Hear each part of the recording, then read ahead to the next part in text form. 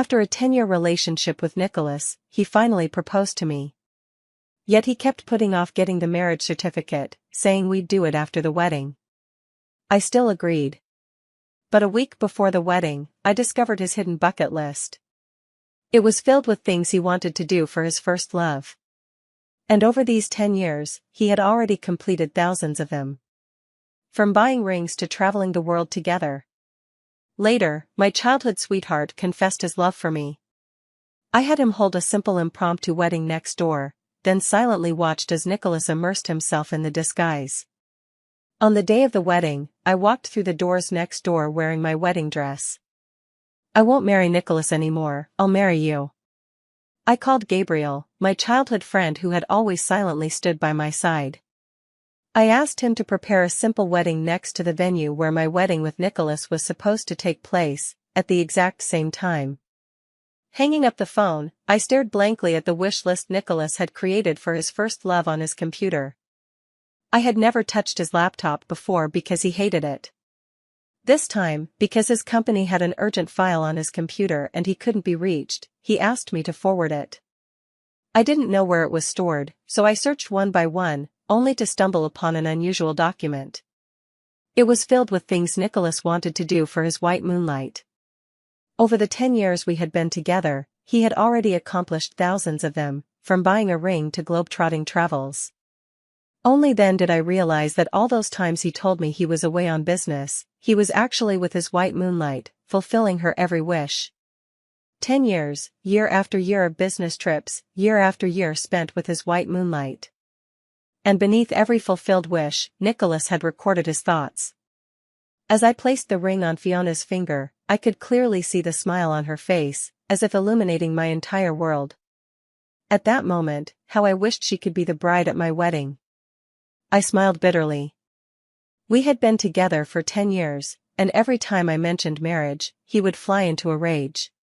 He accused me of disregarding his career, but the truth was, he was full of longing for marriage, just not with me. This trip is coming to an end. I'm so happy to have accompanied her in seeing the beauty of the world, but Cecilia keeps calling me. Can't she stop nagging like my mother? The word nagging stung my eyes. I was only calling because I was afraid he wouldn't eat properly while on his business trip, afraid he'd feel lonely, afraid he might miss me. I just wanted to show him I cared. But in the end, the fool has always been me. There was already someone by his side all along. I was just being delusional. After reading the thousands of things he did for his white moonlight, an overwhelming bitterness welled up in my chest. He never took the initiative to do anything for me, Valentine's Day, birthdays, relationship anniversaries, he always said he was too busy. I believed him. I thought he just disliked these formalities, that he wasn't good at expressing emotions. So I made excuses for him. After being turned down a few times, I stopped bringing up celebrations altogether, afraid it would upset him. Only now, in this moment, did I finally wake up. That long, detailed wish list was overflowing with Nicholas' love for his white moonlight. It felt like a slap, hard across my face. These past 10 years have been nothing but a joke to me. Nicholas doesn't love me, and I no longer want him. Gabriel sent me a few wedding dress photos, and after carefully choosing one, he excitedly went to make preparations. Nicholas also never contacted me, saying this period was his last bit of freedom and he wanted to spend it well with his friends, strictly forbidding any disturbance from me. However, he posted a photo on his feed. A charming and coquettish woman was leaning against his chest, smiling. The caption read, "The love of my life is finally by my side." With one more refresh, the photo disappeared without a trace. I knew I had been blocked. We had been together for 10 years, yet he never once posted a photo of me. No matter how much I begged, he wouldn't budge, saying it was childish and unnecessary to share those things when dating. But now it's clear, it wasn't unnecessary. It was just because I wasn't worthy. I don't even want to guess how many posts like this he made over those 10 years. I'm tired. 5 days before the wedding, his friend called me. "Sis, we're having a class reunion today. Nicholas is drunk. Could you come pick him up?" Before I could answer, the call was disconnected. I picked up my bag, catching a glimpse of the tie Nicholas had casually tossed into the corner of the sofa. It was an anniversary gift I had given him not long ago, but he never wore it. Now, dust had settled all over the tie. I stared at it for a moment before abruptly tossing it into the trash bin. Beside the bin, an inconspicuous hair tie caught my eye. It was one I had given Nicholas, hoping he would wear it on his wrist as a declaration of commitment. He dismissed it as childish and refused to wear it. I had believed him. But I remember, in the photo just now, he had a hair tie on his wrist. It just wasn't mine. I picked it up and tied my hair with it. If Nicholas doesn't want it, then I'll take it back. Apart from this, the entire room was filled with traces of him, making me extremely uncomfortable. I immediately packed all his belongings and threw them into the trash bin downstairs. Then I hurried to the bar. As I reached the entrance of the private room, the sounds of teasing inside assaulted my eardrums one after another. Nicholas, Fiona, you two were hailed as the golden couple back in the day. Finally seeing you reunited again today. I pushed open the door without any expression. In an instant, the world fell silent. Everyone stared at me in stunned silence. The man I had loved for 10 years, who was supposed to marry me in 5 days, was now embracing a strikingly beautiful woman, his head drooped onto her shoulder in an extremely intimate manner. Nicholas's brothers didn't expect me to arrive so quickly either, and immediately rushed to grab Nicholas. But Nicholas was genuinely drunk, clinging tightly to Fiona and refusing to let go, burying his face in her neck. No, I want Fiona, Fiona. Fiona, you can't leave me. His buddies quickly explained to me. We were playing a game where whoever's name is called has to drink, and it was Fiona's turn. Yeah, Nicholas's alcohol tolerance is getting worse, he's already drunk from just this much. His brother had to exert an immense effort to finally pry him off Fiona. Throughout the entire time, Fiona wore a faint smile on her face. Hello, my name is Fiona. Please don't misunderstand. We're just middle school classmates. Although we've kept in touch occasionally over the past 10 years, it's all been normal communication. Nicholas's friends chimed in from the side. That's right, sis-in-law, don't overthink it. You and Nicholas are about to get married.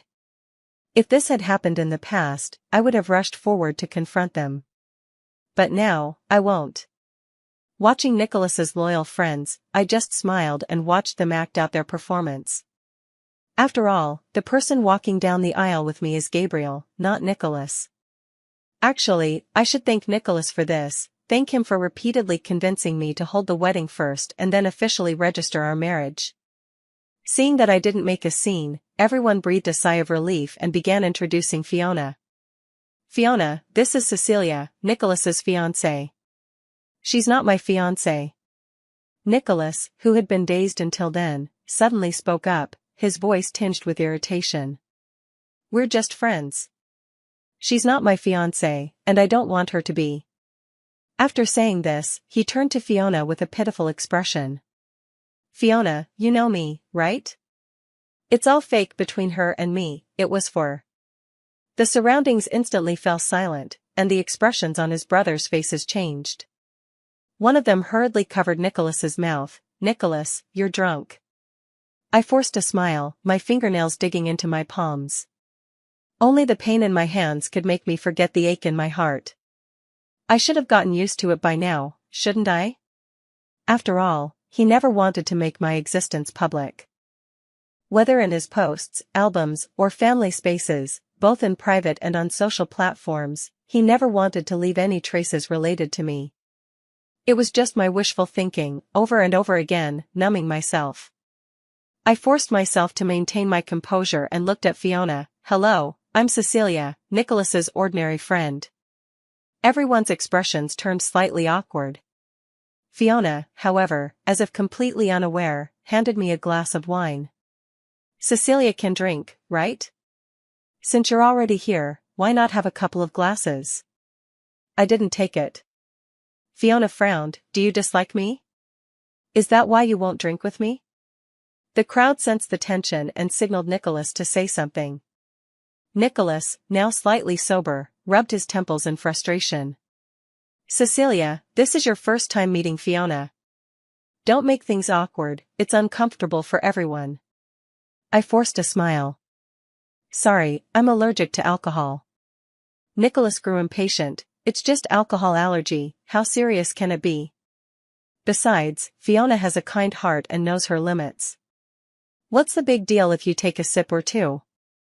You're acting like it's life or death. But the truth was, alcohol could indeed cost me my life. Nicholas had seen me with an alcohol allergy before. When I was rushed to the hospital, it took the doctors a long time to save me. Back then, he was terrified. He held my hand and promised to take care of me and protect me. And now, just to please his first love, he was forcing me to drink. Just then, Fiona casually reached for some snacks on the table. Nicholas, who had been leaning against a pillow, suddenly jumped up and knocked the snack out of Fiona's hand. You can't eat peanuts, your allergy is severe. Fiona paused for a moment, then laughed, you're mistaken. These are specially provided snacks for the private room, not peanuts. Besides, when I said I was allergic to peanuts before, I was joking. How could you take it seriously? For a moment, the atmosphere in the private room turned eerie. Watching the two of them, I couldn't help but tremble inside. He couldn't remember my alcohol allergy, even after I told him. He still insisted on forcing me to drink. Yet, he could recall Fiona's casual joke. After all, he just doesn't care about me. 10 years. I've said it so many times, I'm allergic to alcohol. Yet he never once remembered. He really doesn't love me. The words slapped me across the face over and over again. I had no choice but to wake up. Fiona smiled at me. Nicholas is always like this.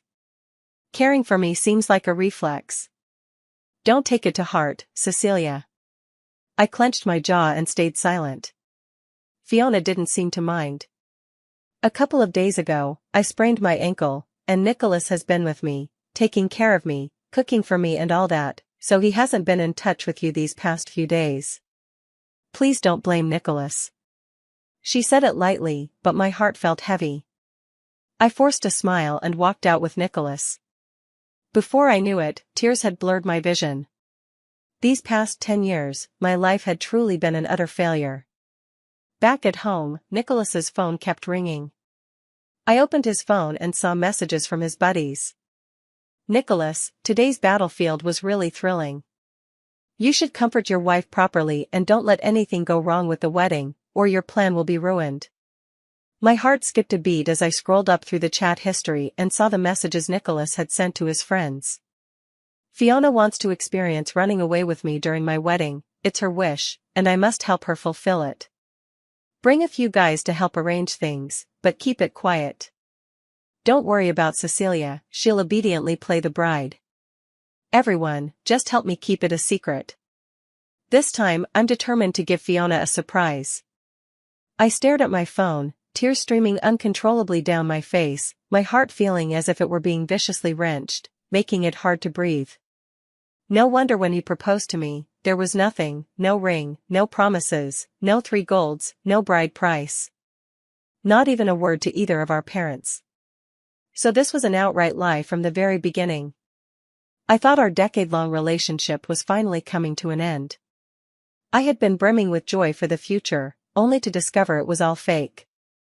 All of it was just a facade Nicholas created to win Fiona's favor. But it doesn't matter anymore, we're about to be over anyway. Nicholas and I only had 5 days left, it was time to say goodbye properly. Not long after arriving home, Nicholas sobered up. Where's my toothbrush? Nicholas searched around but couldn't find it. The toothbrush was dirty, so I threw it away. You haven't been back these past couple of days, so I didn't buy a new one. Nicholas frowned, his voice tinged with irritation. Are you blaming me for not coming back these past 2 days? It suddenly occurred to me how gentle he used to be when facing Fiona. You can pick it up on your way out later. Nicholas snapped impatiently, what's gotten into you now? This was always your task. How am I supposed to know which brand to buy? I forced a bitter smile. Nicholas could take care of Fiona for so many days without complaint, cooking for her, enduring all hardships without a single word of protest. Even buying something as small as a toothbrush required my personal attention. Indeed, the power of a first love is simply beyond what ordinary people can compare to. 2 days later was the day to choose the wedding dress. Early in the morning that day, Nicholas drove the car out, looking absolutely impatient. At first, I was puzzled. After all, he had never shown any enthusiasm for this wedding. But when I arrived at the bridal shop and saw the clothing store opposite, I understood. That was Fiona's newly opened shop. At the same time, it was also one of Fiona's dreams. The irony was that it had actually come true with my help. Back then, Nicholas supported his white moonlight traveling around the world and exhausted his funds, so he used my savings, claiming it was an investment. Yet, not a single penny was returned. He said it was all lost. He even acted particularly remorseful and guilty about it. At the time, I believed him wholeheartedly and even comforted him for a long while. Looking back now, I was such a fool. I casually picked a wedding dress, figuring I wouldn't need it anyway. As I was about to head to the fitting room, I saw Nicholas eagerly rushing toward the opposite store. When I came out, I watched him and Fiona walking away cheerfully, holding freshly bought milk tea in their hands. I stepped forward and stopped Nicholas. Nicholas frowned and asked, "Why did you come out?" "I'll be back soon." I glanced at his missing groom's suit and said softly, "I have a headache and want to go home." He was momentarily speechless. Not wanting to say more, I turned and left. As I walked away, Nicholas's voice still lingered in my ears. "Fiona, don't take it to heart. There's nothing intimate between us." I never touched her. Strangely enough, this headache came without any warning. I went to the hospital, and the doctor told me to avoid overthinking. I understood immediately. Maybe in 3 more days, when I marry Gabriel, this illness will be cured. Nicholas returned with a bag of medicine in his hand. "These are for your headache." I remained silent. Did he not understand that medicine shouldn't be taken recklessly? Seeing my lack of response, his expression darkened.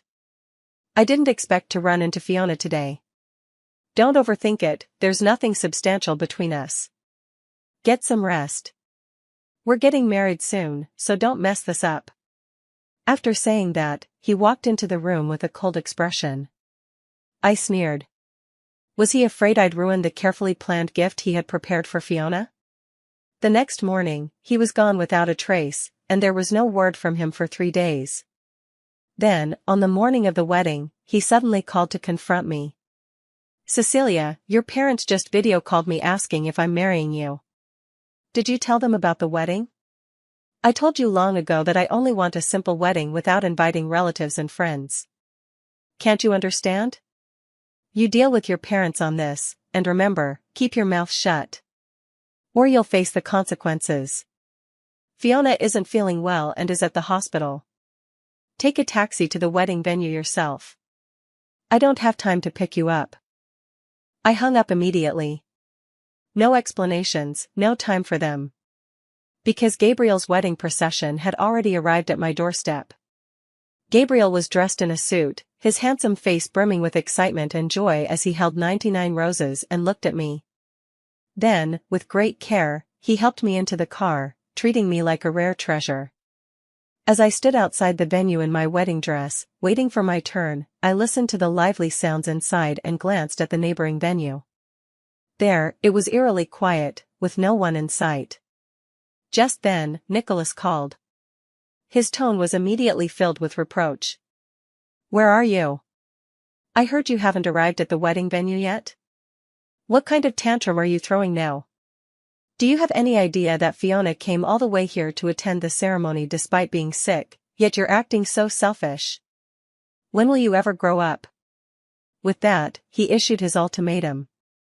"I'm giving you 10 minutes. No matter where you are right now, get ready for the wedding immediately. If you still want to marry me, don't cause trouble at a time like this." He hung up without giving me a chance to respond. Staring at my phone with a cold expression, I typed out a few words. Nicholas, I'm not marrying you. We're over for good. I turned off my phone and looked up just as the MC announced the bride's entrance. The door slowly opened, and I walked in with a smile. When Gabriel slipped the ring on my finger, I felt a bit dazed. I loved Nicholas for 10 years. I always thought we would make it to the end, but in the end, the one who put the ring on my finger wasn't him. This whole thing with Gabriel was just an act. I feel a bit guilty, using his feelings for me like this. But I liked Nicholas for 10 years, I simply can't accept someone else so quickly. Still, I'm trying hard to reclaim my own heart. My uneasiness was noticed by Gabriel, who remained silent. Only the warmth from his palm and the love brimming in his eyes gradually calmed my heart. The ceremony ended. After turning on my phone, a call suddenly came in. It was Nicholas. Cecilia. What are you up to now? Why didn't you answer my calls? Why didn't you go to the wedding venue? Where the hell are you? Are you mute? Can't you speak? Just because I was a little late, you throw a tantrum, what's your problem? After he finished speaking nonstop, I finally spoke expressionlessly, are you done? Didn't you see the messages I sent you? Do I need to repeat that we're over? Nicholas, we're both adults. I hope you can act like one. I won't talk anymore, I still have to make the toast rounds. Toasts? What toasts? Cecilia, explain what? Nicholas's furious voice came through the other end of the line.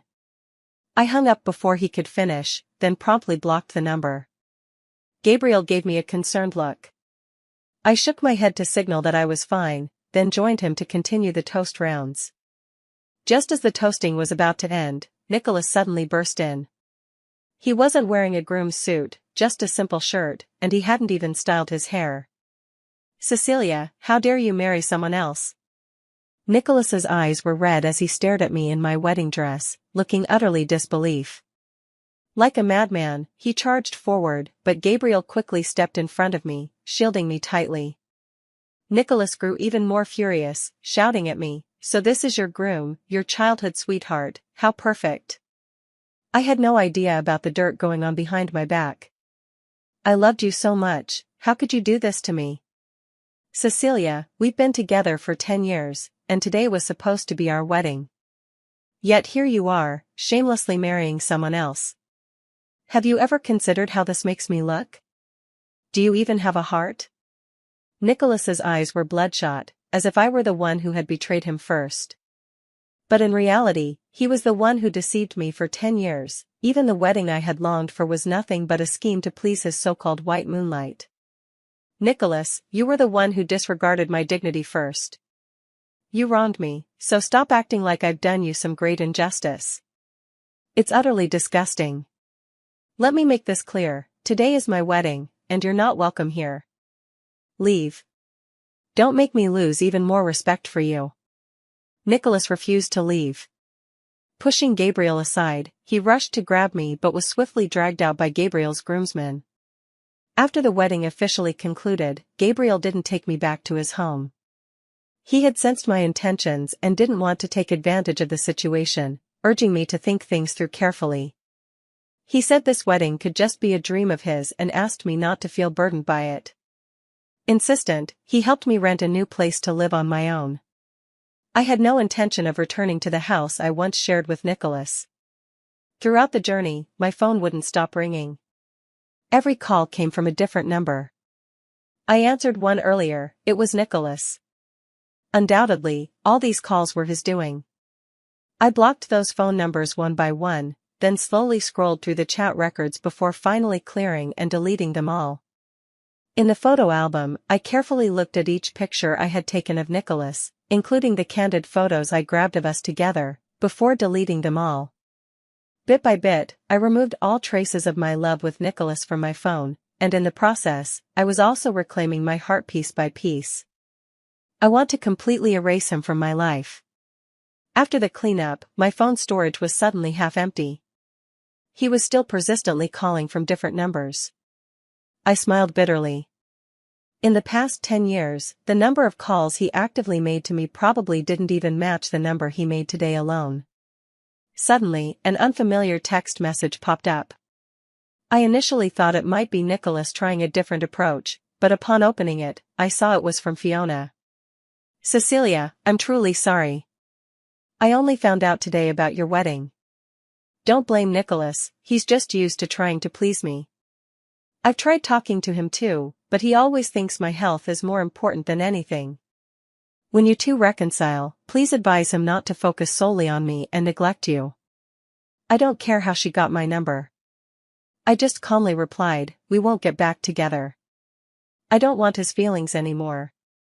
Since you treasure him so much, you can have him. After sending it, I immediately blocked her number too. If we're ending this, let's make it clean. After leaving Nicholas, I had a few peaceful days, thinking I'd never have to see him again. But who would have thought, just as I went downstairs to take out the trash, I turned around and ran into Nicholas, his eyes bloodshot. It gave me a fright. How did you find this place? His eyes were red. I've investigated it all. You left me because of Gabriel? What's so great about him? How is he better than me? Haven't I been good to you? What else do you want? Stop being unreasonable. If you think I'm too close to Fiona, I can keep my distance from her. Come back with me. Making a scene won't do anyone any good. His words made me sick to my stomach. How had I never noticed how shameless he was before? Where's your shame? A trace of impatience flashed across Nicholas's face. What gives you the right to say that about me? Go ahead and tell me, where have I ever wronged you, and what makes Gabriel so much better? Truly, a sudden infatuation can't compete with childhood friends. I sneered. At the very least, he wouldn't hide a wish list filled to the brim for his white moonlight in his computer. At the very least, he wouldn't buy a ring for his white moonlight but hesitate to buy one for me. At least he wouldn't humiliate me in public, intending to elope with his first love on our wedding day, making me a laughingstock. Word by word, each syllable conveys my pain. He listens, his impatience fading, replaced instead by a growing unease in his eyes. How did you find out? Didn't I tell you not to touch my things? Why didn't you listen? Do you really enjoy snooping into other people's privacy? Don't flatter yourself. Your friend's work files were on your computer, he couldn't reach you and needed them urgently, so he asked me to send them to him. Thanks to your meticulous documentation, or else I couldn't even imagine how humiliated I would be when your plan reached the wedding day. I turned to leave, but he grabbed me. Just then, Nicholas's phone rang. It was his brother calling. Nicholas, Fiona's been in a car accident. Come to the hospital now. Nicholas cut off his brother mid-sentence, snapping impatiently, if she's in an accident, call a doctor. If she's broke, call her family. What good am I? I'm neither a doctor nor her family. I'm busy right now, don't call me unless it's important. He hung up, looking at me with guilt. Cecilia, it's not what you think. I really only see Fiona as a friend. We grew up together, so I've just been looking out for her a bit more. The chat logs you saw were just me joking around with friends. I truly want to marry you. This wedding was supposed to be my way of cutting ties with her completely. He tried every possible explanation, hoping I'd believe him. But to me, it all just sounded like excuses. Nicholas, it's really over between us. Nicholas shook his head, blocking my path. No, we're not over. His eyes were red, his spirit utterly haggard, his whole body slumped, looking fragile. In the past, my heart would have ached unbearably, and I would have forgiven him instantly. But now, I just stood there, silently watching. Listen to me, Cecilia. I did like her before, but on that day at the wedding, when I couldn't find you, I panicked. Suddenly, I couldn't imagine what life would be like without you. It was in that moment I realized, it's you I love. I sneered. His repeated lies had made it impossible for me to discern which of his words were true and which were false. Nicholas, if you truly loved me, you wouldn't have let me down time and time again, let alone toy with something as serious as a wedding. Nicholas, there's no future for us anymore. Please don't disturb my life again. He shook his head, gripping my hand tightly. I know this was all my fault, that I was wrong. Could you give me one more chance to make it up to you? This time, I'll replace every wish on the wish list with yours. Would that work? Hearing him say this, I felt an inexplicable surge of disgust. Unable to muster the energy to engage with him, I simply stepped into the elevator. From then on, Nicholas's flowers would arrive at my doorstep without fail every day. I never kept a single bouquet, always tossing them into the trash bin downstairs. That day, I had just thrown the flowers away when I turned around and bumped into Nicholas holding a gift box. He looked at the trash bin behind me, his smile turning somewhat strained. Cecilia, you mentioned before that you liked the heart of the moon. I managed to get one for you. It would look stunning on you. I looked at him with mixed emotions. I didn't understand what he was trying to do. There was a time when I loved this necklace. It symbolized loving only one person for life. But not only was it expensive, it also required connections to obtain. I used to beg him for it, but he always said it was just a formality, coming up with all kinds of excuses and never willing to get it for me. Now that we've separated, he suddenly knows to buy it for me. In the end, I didn't accept that necklace.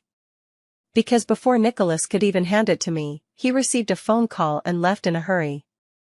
I knew who it was from. Fiona. When he answered the call, I saw the contact name.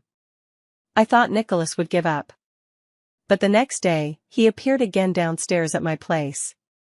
I stood on the balcony and locked eyes with Nicholas, who was holding a bouquet of fresh flowers. Nicholas was overjoyed, waiting for me to come down. I simply pretended not to see him. But just seconds later, Nicholas appeared at my door with a beaming smile. Cecilia, open up. My door was being pounded relentlessly. Already, people in the neighborhood group chat were asking who Cecilia was. Fuming, I flung the door open without a trace of amiability. What are you doing? Don't you realize you're disturbing the neighbors? You're ignoring me. His voice actually carried a hint of grievance. Clearly, it was me who was wronged. What right does he have to feel aggrieved? I laughed in exasperation. Nicholas, do you even know what you're doing right now? Stop pretending like you love me so much. It's really fake. He faltered slightly, looking somewhat flustered. No, I was worried you'd be in danger alone. Staying with you puts my mind at ease. Dangerous? I smirked coldly. Nicholas, have you forgotten what you once said? You told me, in this day and age, where is all this danger coming from? Stop exaggerating. His face flushed. I'm sorry, I was wrong before. You don't need to apologize. It's unnecessary. Why don't you go accompany your white moonlight instead? I snapped coldly. In that short time, the property staff I had called earlier had arrived. After hearing me, they promptly escorted Nicholas out. But it wasn't over yet. Every day, he outsmarted the property staff to sneak in and keep watch over me. Even when I went out with friends, he would follow behind. Quietly, without realizing it, I had grown accustomed to his presence again. Yet, a week later, when I parted ways with a friend at an intersection and walked alone down a small path, the further I went, the more uneasy I felt. I kept thinking I heard footsteps behind me. But when I stopped, they would disappear. Assuming it was Nicholas, I mustered the courage to call out to him. But there was no response at all. I was a little scared and started running immediately. The footsteps behind me also became hurried right away. It proved that my intuition was correct. In my panic, I dialed the emergency contact number without thinking. Due to my previous oversight, the emergency contact was still Nicholas. I hadn't changed it. Yet he never answered. The footsteps behind me were getting closer, and my heart pounded wildly with fear. On the third call, someone finally picked up, but it was Fiona's voice on the other end. Cecilia, Nicholas is already exhausted. Would you please stop disturbing him? Just before the phone call ended, I heard Nicholas's cold voice. Leave her alone. Let her die. Overwhelming despair flooded my heart. My body was suddenly overcome with weakness, and I collapsed to the ground, losing consciousness. When I woke up again, I learned it was Gabriel who had saved me. He somehow found out about Nicholas persistently bothering me and grew concerned, keeping a close eye on my whereabouts. Every evening, he would wait outside my apartment building. Last night, when he noticed the lights in my room hadn't turned on for a long time and my phone was busy, he sensed something was wrong. He came out to look for me and happened to see me fall to the ground, unconscious, so he saved me. Just as I was about to ask the nurse to call Gabriel, who had gone to pay the bill, Nicholas rushed in frantically.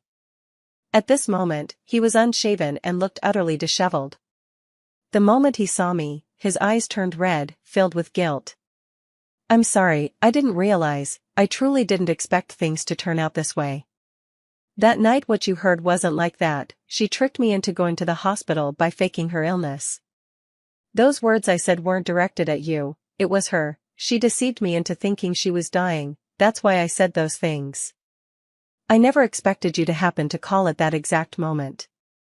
It was her, she took my phone without me noticing. When I saw her answering the call that time, I thought it was her phone. I never imagined it would be you." He frantically tried to explain. I looked away, staring blankly at the ceiling. "I should have known long ago, shouldn't I?" He said he was afraid I might face danger and wanted to protect me. Yet every time I was in danger, he was never by my side. And why did he mistake whose phone it was? It was because of Fiona's wish list. They bought a couple's phone that looked very similar, which is why he mistook one for the other. I said calmly, "We have no relationship now, Nicholas.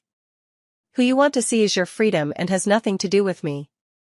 His face was full of pain, unable to utter a word, with only deep regret glaring in his eyes. He reached out to touch my face, but I avoided him.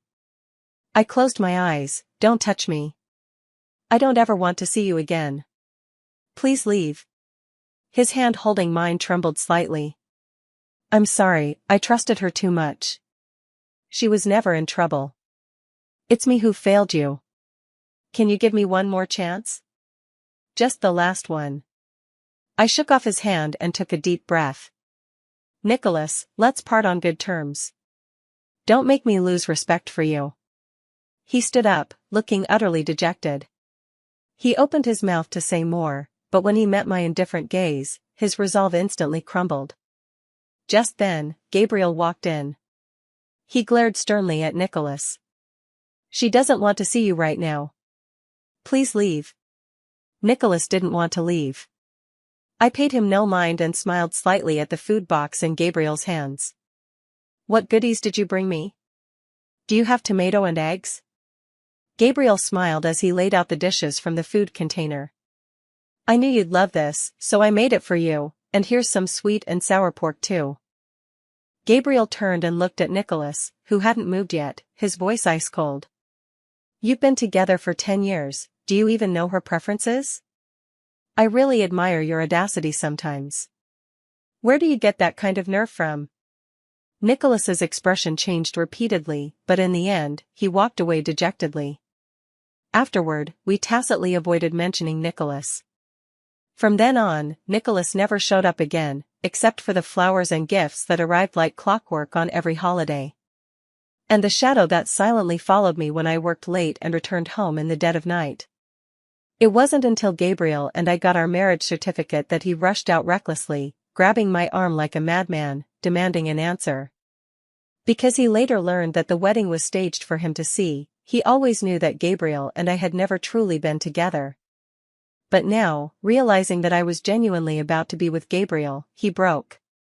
His frenzied state was all too reminiscent of how I had been years ago. Faced with his questioning, my answer was simple: he saved me that time, and I really like him too. As if everything had suddenly become clear to him, he shook his head with a bitter smile and walked away. Within a few days, we had set the date for the wedding. Gabriel said that wedding back then was too simple and unworthy of me, so he wanted to host an extravagant wedding for me again. This time, this wedding truly belongs to me, completely and entirely.